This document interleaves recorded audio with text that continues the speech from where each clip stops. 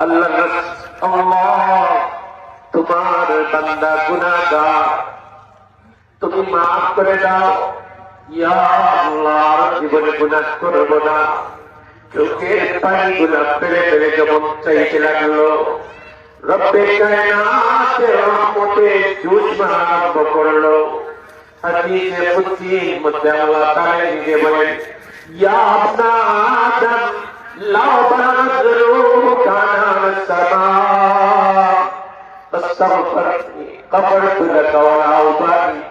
হে আদম সন্তান, তোমার গুনাহ যদি আকাশ পর্যন্ত হয়ে যায় আর তুমি যদি তওবার মতন তওবা করে নাও, গোলাম তোমার তওবা করতে দেরি হবে, আল্লাহ মাফ করতে দেরি হবে না।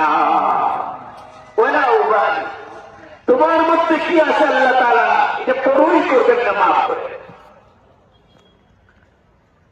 আল্লাহ বান্দার যখন চোখের পানি বারবার পড়তেছে, নবী মুসা এদিক থেকে রাগ করতেছে, আল্লাহ তাআলা গোলাম বান্দার তওবাটাকে আল্লাহ তাআলা তার তওবায় আল্লাহ তাআলা কবুল করে নিলেন। আবার জিবরাইলকে পাঠান, যাও আমার নবীর কাছে, নবী মুসাকে বলো আমি যে গোলাম বান্দার জন্য বৃষ্টি বন্ধ করে দিয়েছি, সেই গোলাম বান্দার তওবার কারণে এখন বৃষ্টি দিয়া দিতেছি।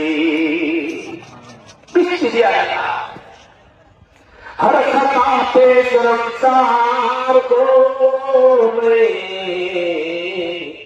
अरे खुदाया गुनहगार को मैं, जान कर भूल कर जो किया है पता मुझको उसकी सजा है।